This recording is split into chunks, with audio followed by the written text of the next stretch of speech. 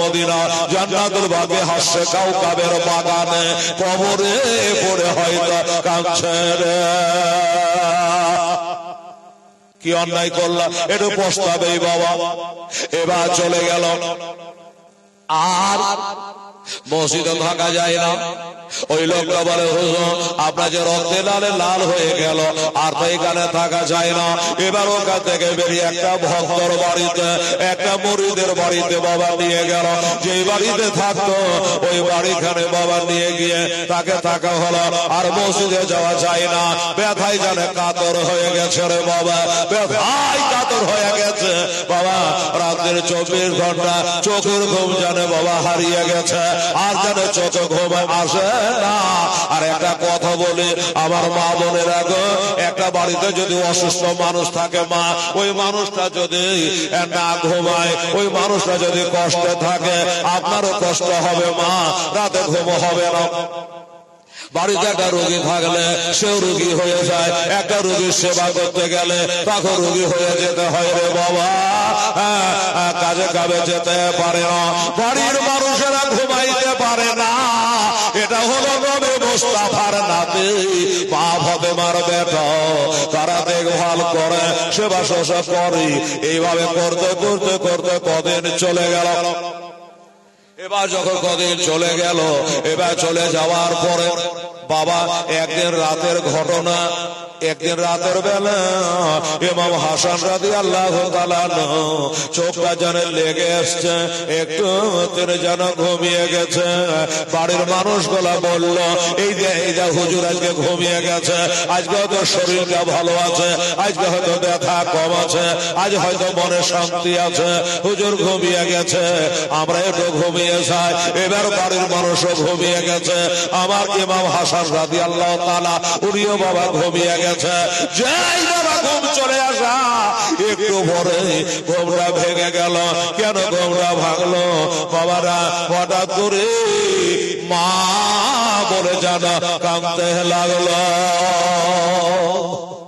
গভীর রাতে নিশি রাতে মা বলে কেঁদে উঠলো ইমাম হাসান রাদিয়াল্লাহু তাআলা। মা বলে কাঁদছেন কেন? বাবা গো এখানে মা মরা কি একটা লোক নাই রে বাবা? নিশ্চয় আছেন। এ ভাইরা, মাকে হারিয়েছেন এমন মাকে এখানে একটা বসে নাই রে মা। স্বামী হারিয়ে দিয়েছেন, কোলের বেটা মারা গেছে, শ্বশুর শাশুড়ি মারা গেছে, এমন মা বহিকে আপনারা কেউ বসে আছেন না মা। ও বাবাটা যার মারা গেছে সেই জানে কত ব্যথা, মা মারা কত ব্যথা, বাবা হারা কত ব্যথা। ওই মরা মার কথা মনে পড়লে, বাবার কথা মনে পড়লে কি রাতে ঘুম হবে রে বাবা? আমার ইমাম হাসান রাদিয়াল্লাহু তাআলা আনহু অল্প সময়ের জন্য চোখটা লেগে গেছে, ঘুম চলে আসছে। আর ওই ঘুমের করে জানো তিনি একটা স্বপ্ন দেখেছেন বাবা। আর ওই স্বপ্নটা দেখার জন্যই মনে হয় আল্লাহ তাআলা চোখে ঘুম চাপিয়ে দিয়েছিল গো। অল্পটুকু ঘুমিয়ে যাওয়ার পরে এবার একটা স্বপ্ন দেখলো। আর ওই স্বপ্ন যোগে দেখছেন বাবা জানো মা ফাতেমা মদিনা জান্নাতুল বাকি কবর থেকে উঠে চলে আসছে রে বাবা। বাবা দেবা বড় বেটা হাসানের মাথার গোড়ায় বসে কাঁদছে, স্বপ্ন যোগে দেখছে। আর তুই পয়দা হয়েছিলি রে বেটা। ইমাম হাসান রাদিয়াল্লাহু তাআলা, আজ তোর কষ্ট হচ্ছে বাবা, তোর চোখে ঘুম না, তুই ব্যথায় যে কাতর হয়ে গেছিস বেটা। আমি তোর জন্য মদিনা জান্নাতুল বাকি কবরস্থানে পড়ে কাঁদি রে বেটা। তোর জ্বালায় আমার ঘুম হয় না রে, তোর জ্বালায় আমি থাকতে পারিনি রে বেটা। তাই মদিনা থেকে তোর কাছে চলে এসেছে বেটা, তোকে একটা কথা বলতে এসেছি। সেটা হলো বেটা আমার আব্বা জানের রওজা পাকে ৭৭,০০০ ফেরেশতা সকালে সালাম করে আর বৈকালে আসবার চান্স পায় না। এসে মদিনার বেটা ওই মদিনা ছেড়ে তুই চলে আসছিস বেটা। মদিনা ছেড়ে আসাটা তো ঠিক হয়নি রে বেটা। আমি তোর মা তোকে বলতে এসেছি বেটা, আজ হলে কাল নয়, যত তাড়াতাড়ি পারে তুই তাড়াতাড়ি তোর হোসেনকে ডেকে বেটা, ইমাম হোসাইনকে ডেকে নিয়ে বেটা তাড়াতাড়ি করে তুই মদিনায় চলে আয়। এখানে থাকতে হবে না, মদিনায় চলে এলে তুইও শান্তি পাবে, আমিও শান্তি পাবো, তোর নানা শান্তি পাবে, তোর ছোট ভাইটা শান্তি পাবে। তাড়াতাড়ি করে চলে আয়। এই কথা বলে জানে মা স্বপ্ন যোগে বাবা চলে গেল। তাই বাবা হঠাৎ করে স্বপ্নটা ভেঙে গেল, ঘরে করে করে খুঁজছে মা কই। মা বলে যখন কান্না করা, বাড়ির মানুষগুলা সবাই দৌড়ে ঢুকেছে ঘরে। হুজুর কি হলো, কাঁদছেন কেন? বলে রে আমার মা বোনেরা, ওরে আমার বাবারা, আমি অল্প সময়ের জন্য শুয়ে গিয়েছিলাম, আর শুয়ে যাওয়ার পরে আমার যে চোখটা লেগেছিল, ওই সময়তে আমার মা হযরত বিবি ফাতেমা রাদিয়াল্লাহু তাআলা আনহা যেন আমার কাছে এসেছিল, আর আমাকে তাড়াতাড়ি মদিনা যাওয়ার অনুমতি দিয়ে গেল। তাই বলে তোমরা কে আছো গো? আমার ছোট ভাই ইমাম হোসাইনকে একটু ডেকে দাও, আমি তাকে সঙ্গে করে মদিনায় চলে যাব। আমি দুনিয়াতে কতদিন আছে জানি না, তবে একটা কথা তোর কাছে বলে, রাস্তায় যেতে যেতে ভালো করে শোন। কি বলল? আমি বাড়ি যাওয়ার পরে, মদিনা শহরে যাওয়ার পরে আমি কিন্তু যে দুনিয়াতে আমি যে কদিন বাঁচবো, এই যে আপনার কাটা জায়গায় মনে হচ্ছে যেন রসানি চলছে। তো আমি বলছিলাম এই পবিত্র ধামে এ নবী রওজা পাকে না থেকে চলুন আপনাকে একটু বাড়ি নিয়ে চলে যাই। এটাই আমি মনে করি। আমার ঘরে থাকবে বড় ভাই, ছোট ভাইয়ের ঘরে থাকবে, তাদের কারো কোনো আপত্তি থাকতে পারে বাবা না। আমার ভাগ্য ছাড়া ভাগ্য নয়, আমার বাপ তুল্য বড় ভাই আমার ঘরে থাকবে রাদিয়াল্লাহু তাআলা আনহা, ইমাম হাসানের বিবি আবুল কাসেমের আম্মা জান মা ফাতেমার বৌমা। উনি বলল, জয়নব রে, তোরা আজকে তো দেখভাল করবি, আমার স্বামী উন্নতি হয় না শুধু অবনতি, এই জন্য আজকে রাত্রে আমি বাড়িতে থাকি, ভালো করে দাও। তোমার নবী রওজা পাকের ওসিলা করে বলে, এই মায়েরা, আমার নবীজি বলেছেন মা, ইন্নার জান্নাত তাহতা আকদামি যাও জাগে, বিবাহিতা নারীদের বেহেশত হলো তার স্বামীর পদতলে। তাই বলল, স্বামীর জন্য দোয়া করতে গেছে, আল্লাহ আল্লাহ আমার স্বামীকে যদি হায়াত থাকে আল্লাহ ভালো করে দাও। আমি এই বলে আল্লাহর কাছে আর চোখের পানি ছড়াইয়া আমি কান্না করব, বাড়িতে থাকবো না, আমাদের দুশমনের শেষ নাই। আজকে রাত্রে বেলা থাকবো না, কেউ জানে দুশমনে করে না দে, তোরা একটু দেখভাল করবে।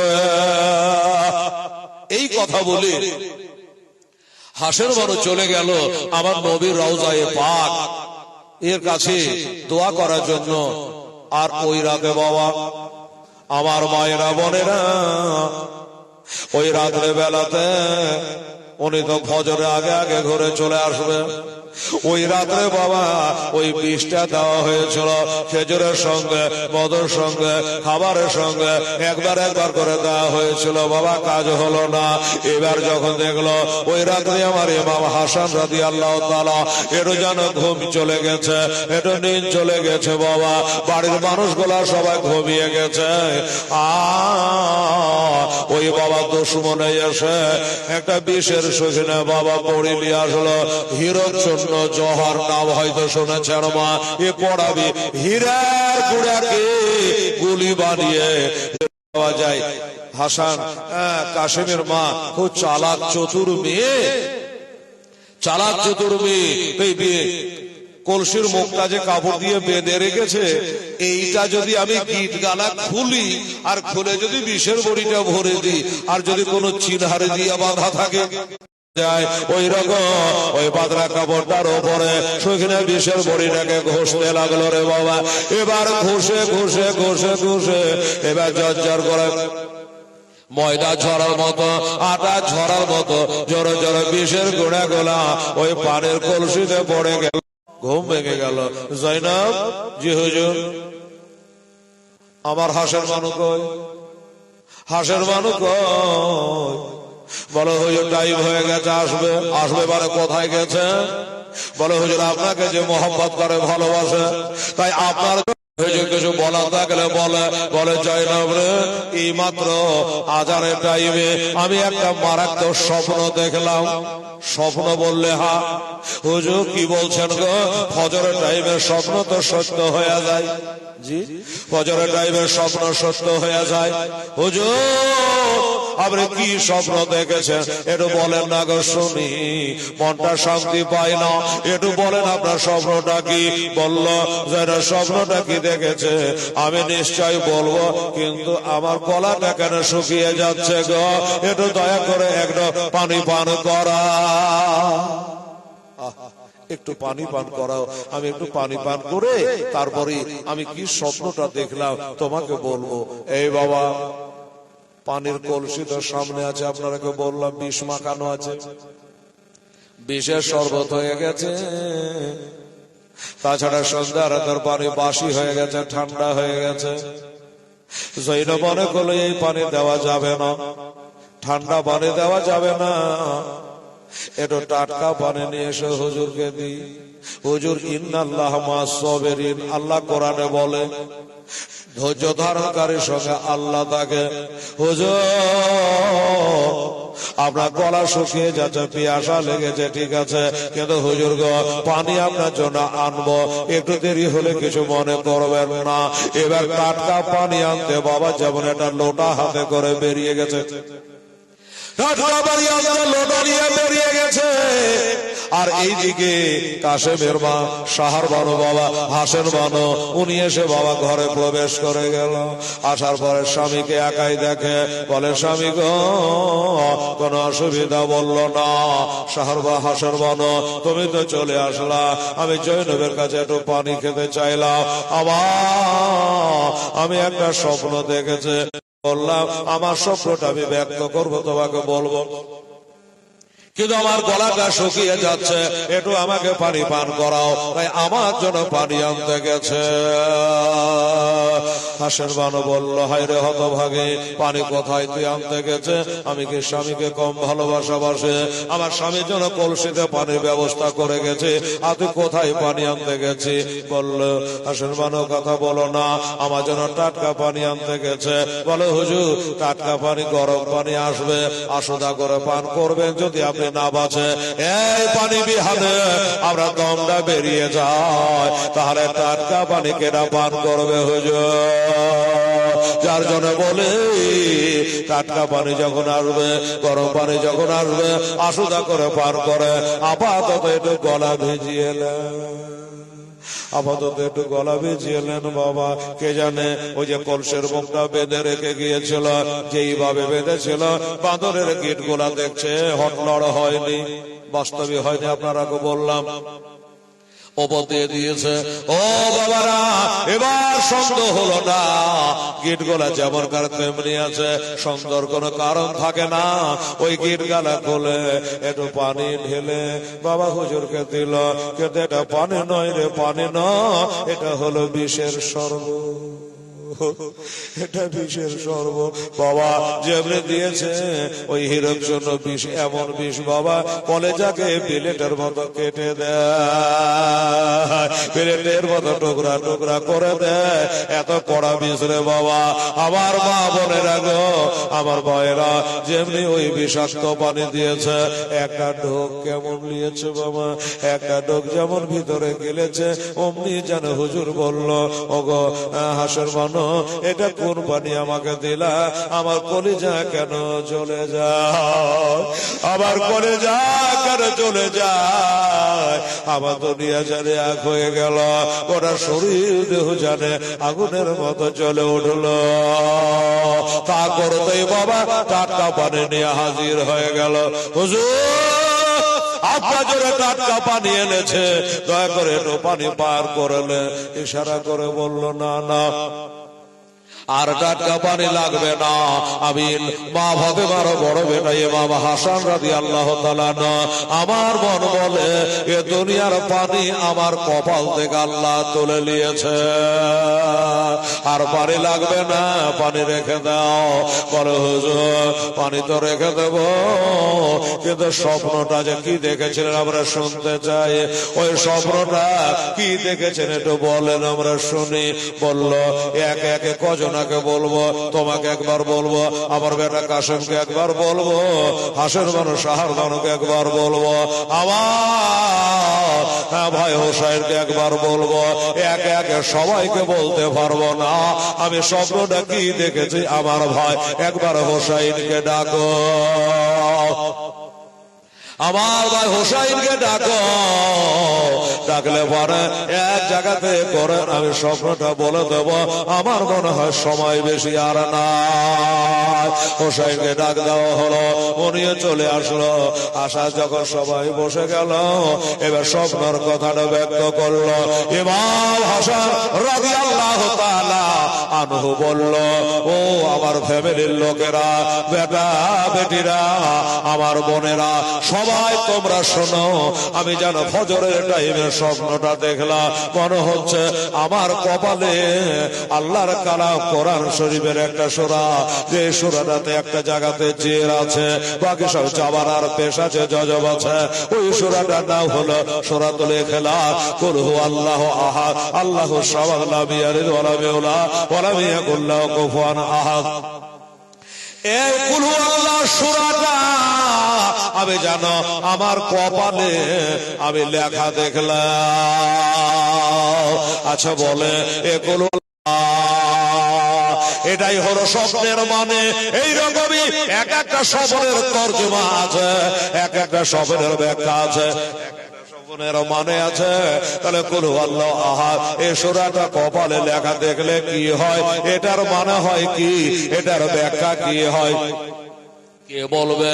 সেই যুগে একজন বিখ্যাত তাবী ছিল হযরত সাইদ ইবনে মুসাইব রাদিয়াল্লাহু তাআলা আর ওনাকে ডাকা হলো আর বলে, ওগো আমার বড় ভাই ইমাম হাসান দরবারে ঘুমিয়ে গিয়ে কপালে কুল হুয়াল্লাহু আহাদ সূরাটা লেখা দেখেছে, এটার মানে কি হতে পারে? যেমনি বলে আর মানে বুঝতে বাকি নাই, মানে বুঝতে বাকি নাই। চোখ দিয়ে ঝরঝর করে পানি ঝরতে লাগলো। ইমাম হোসাইনে হাতটা ধরে নিয়ে বাবা পাশে চলে গেল। ওইখানে বললো না, কেন বললো না? ও বাবারা মায়েরা, একটা রোগীর সামনে ডাক্তার নাই, আর দুনিয়াতে বেশি করলাম। এই সূরাতে একটা জের আছে, জের থাকে নিচে, যাবার থাকে কোরআনে আগে।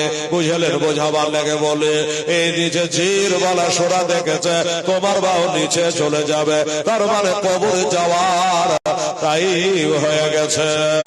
বারবার করে বমি হয়ে যাওয়ার মতো যেন ভিতরে পেটের মধ্যে পাক দিয়ে উঠে। বাবা আমার ইমাম হাসান যেন ওই রকম করতে আরম্ভ করেছে। বলে জয়নব রে, তাড়াতাড়ি করে সেলেব ছিটে নিয়া, হুজুর মনে হয় বমি করবে। ভিতরে কেমন জ্বালাতন আরম্ভ হয়ে গেছে। তাড়াতাড়ি সেলেব ছিটে নিয়া, সেলেব ছিটে নিয়ে আসলো, মুখের গোড়া ধরলো। হুজুর আপনি যদি বমি করবো মনে করে, আমরা ধরছি আপনার বিবি, আপনি মুখ ভরে বমি করেন, আমরা পরিষ্কার করে দেব। বারবার পেটের মধ্যে পাক দিয়ে জয়নব রে, ওরে একবার তাকিয়ে দেখ, আমাদের স্বামী আর বাঁচবে না। স্বামী বুঝে বাঁচবে না কেন? ও বাবারা মায়েরা বোনেরা, ওই যে 10-এর ভিতরে সেলেপচির ভিতরে বমি করেছে, একটু একটু হয়ে খালি পানি উঠে, আর দেখতে পাচ্ছে মনে হচ্ছে টুকরা টুকরা হয়ে ফুটি ফুটি হয়ে কলেজা কেটে বাহির হয়ে আসছে। কলেজা কেটে কেটে বার হচ্ছে। ওই হিউরের জন্য জহরে বাবা কলেজাকে বুটি বুটি করে কাটতে আরম্ভ করেছে, আর বমির সঙ্গে বেরিয়ে চলে আসছে। তখন বলল হুজুর আর বাঁচবে না। ওদিকে স্বপ্নের তাবির করে গেছে, সেও বলে গেছে আর বাঁচবে না। তাই হলো সবাই না, আমার ইমাম হোসাইন রাদিয়াল্লাহু তাআলা ইমাম হোসাইন বলেছিল, ও বড় ভাই, আপনি একবার খালি বলে এত বড় ক্ষতি আমাদেরকে করলো, কে আপনাকে বিষ দিল? একবার খালি নামটা বলে।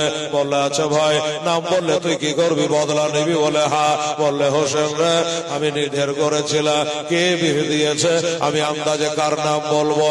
আমি যদি তার নাম বলে দিই আর সে যদি না হয়, তার জিম্মাদার কে হবে? কাজে তোমাকে বদলা নিতে হবে না, বদলা নিতে হবে না। তবে একটা কথা বলে যাই ভাই, আমি যখন ইন্তেকাল করে যাব, ইন্তেকাল করে যাব, ওই সময় আমার কবরখানা কোথায় দিবা?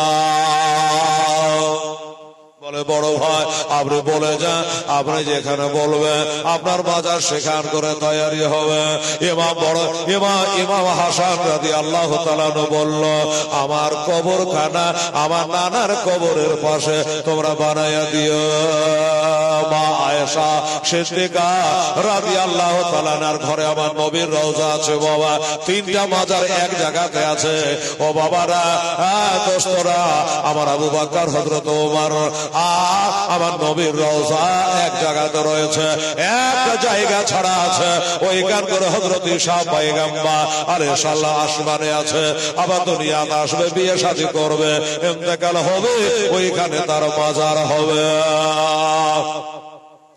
ওইখানে গিয়া ওই ঘরটা কার? ওই ঘরটা হলো মা আয়েশা সিদ্দিকা রাদিয়াল্লাহু তাআলা আনহা। বলল, আমার নানি সাহেবা, মা আয়েশার কাছে একবার অর্ডার নিও, উনি যদি অর্ডার দেয় তবে আমার কবরখানা নানা কবরের কাছে বানায়ো। আর একটা কথা বলে দি, এ ছোট ভাই হোসাইন রে, আমার কবর বানাতে গিয়া যদি মারামারি উপক্রম হয়, তালওয়ার বাহির হয়ে যায়, রাগারাগি হয়ে যায়, দ্বিমত হয়ে যায়, তবে ওইখানে দ্বিমত করে আমার কবর দেওয়া লাগবে না। মারামারি করে, হানাহানি করে, রক্তের নদী বহায়া আমার মাজার বানাতে হবে না। আমার মাজার বানাইয়া দিও জান্নাতুল বাকিতে, আমার মায়ের কবরের কাছে।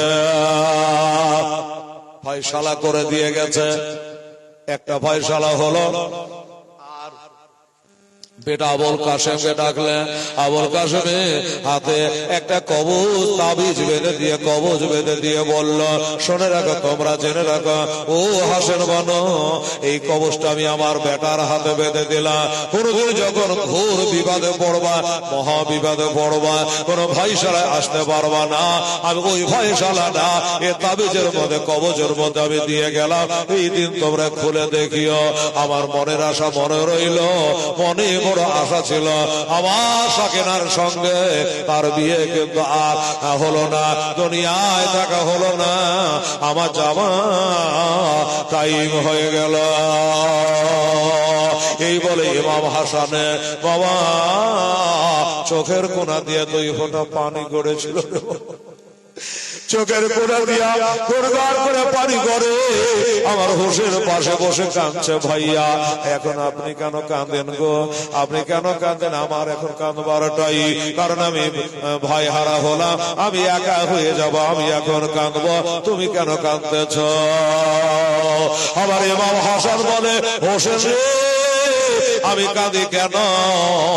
একটা কথা জেনে রাখো, মনে রাখো, আমি চোখ বন্ধ করে জানো ইরাক দেশের কারবালার ওই যুদ্ধে জানো আমি দেখতে পাচ্ছি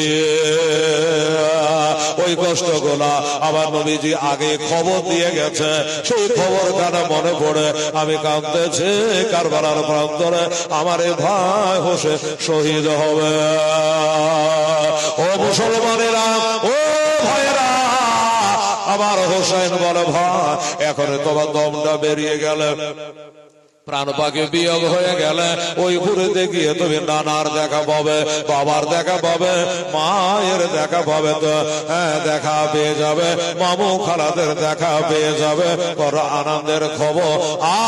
আমি হোসাইন একাই হয়ে যাব, এখন হলো আমার কাঁদার বারে। এই কথা বলতে বলতে বাবা ইমাম হাসান রাদিয়াল্লাহু তাআলা আনহু ভবলীলা সঙ্গ দিয়া ওই যে বলেছিল ইমাম হাসান তিনি 20 পানের শহীদ, এইভাবে 20 পানে তিনি বাবা জামে শাহাদাত পার করেছিল। আর তার মাজার শরীফ এবার জানাজা হবে, কবর হবে। মা আয়েশা সিদ্দিকার কাছে গিয়ে বলল, ও নারী সাহেবা, তিনি কয়েক লোক হাদিসের হাফেজা। মা আয়েশাকে বলল, নারী গো, আমার বড় ভাই ওসিয়ত করে গেছে, বলে গেছে আমার বড় ভাইয়ের কবরখানা আমার নানার কবরের পাশে বানাতে চায়, আপনার তরফ থেকে কোন আপত্তি আছে কি? কোন আপত্তি আছে? উনি বলল, আমার তরফ থেকে কোন আপত্তি নাই, আমার তরফ থেকে নিষেধাজ্ঞা নাই, আমার তরফ থেকে মানা নাই। নানার পাশে নাতি ঘুমাবে, আমি মানা করবার কে? এই কথা যখন বলা, আর তো কোনো বাধা থাকবার কথা নয়। কিন্তু সাহাবাদের মধ্যে দ্বিমত হয়ে গেল। সাহাবীরা বলে, ও গো, শুনেছি এইখানে 4খানা কবর হবে, এইখানে হযরত ঈসা পয়গম্বর আলাইহিস সালামের কবর হবে, এখানে অন্য কোন মাজার হবে না। যেমন বলেছে, আমার হোসেন খাপ থেকে তলোয়ার বাহির করে নিয়েছে, তলোয়ার বার করে নিয়েছে, তলোয়ার বার করে বলে, ও গো, আমার নানা মা আয়েশা সিদ্দিকা যার হুজরা, উনি অর্ডার দিয়েছে, তোমরা বারণ করছো কেন? তলোয়ার বার করেছে।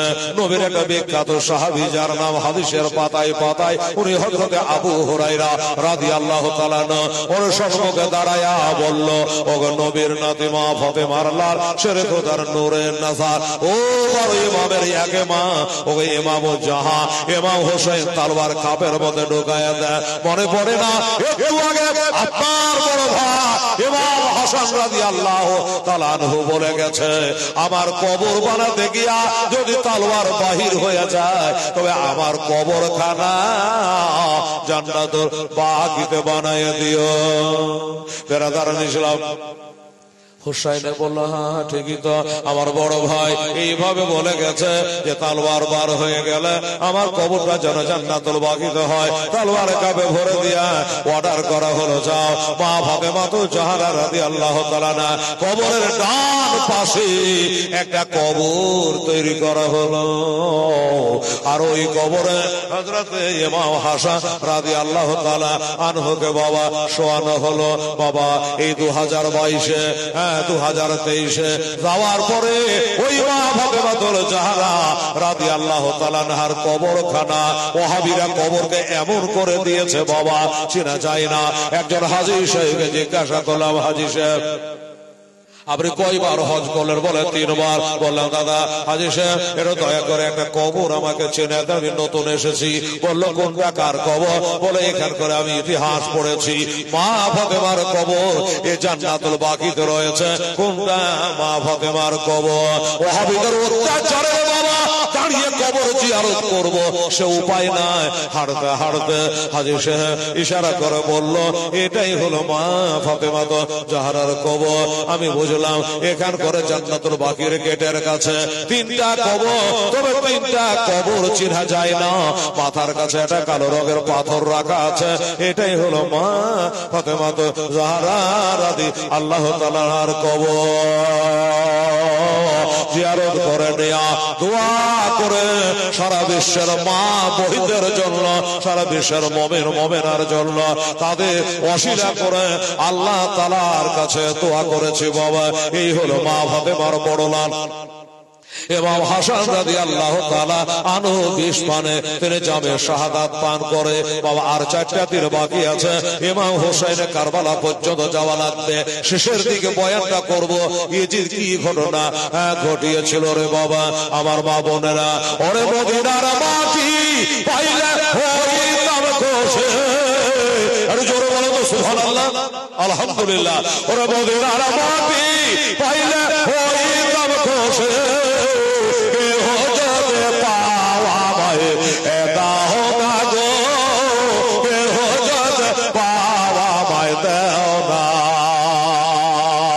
দেশের ভাবতে আমার আর ভালো লাগে না। ওরে যেতে চাই সোনার মদিনা, আমার থাকতো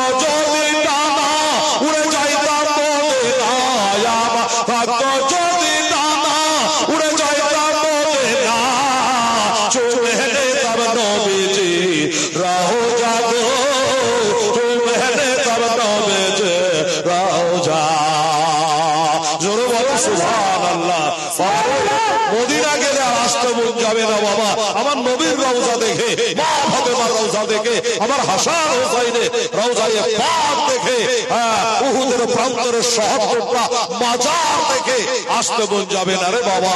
সেই মদিনার কথা মনে মনে চিন্তা করে, হাতে হাতে মিলে না শয়নে স্বপ্নে দেখি ওই সোনার মদিনায়। আমি কানে শুনেছি মনে ভালোবেসেছে, আমি কানে শুনেছি মনে ভালোবেসেছি। ডাকো নবী তোমার দেশেতে, ডাকো নবী তোমার দেশে।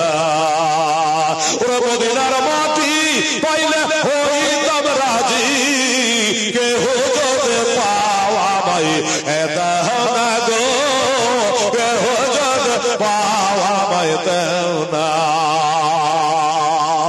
কত হাজি হজে গেল আবার নবীর দেশেতে, ইচ্ছা মতো দেখলো তারা এটি নিজের চোখে। নবী এমন দেশ কাটা গেলে আসতে চাহে না, নবী এমন দেশ কাটা গেলে আসতে চাহে না। ডাকো নবী তোমার দেশেতে, ডাকো নবী তোমার দেশে। ওরে মদিনার মাটি পাইলে হইতাম খুশি, আর মদিনার মাটি পাইলে হইতাম রাজে। কেহ যদি পাওয়া মাই দেহ না গো, কেহ যদি পাওয়া মাই দেহ না।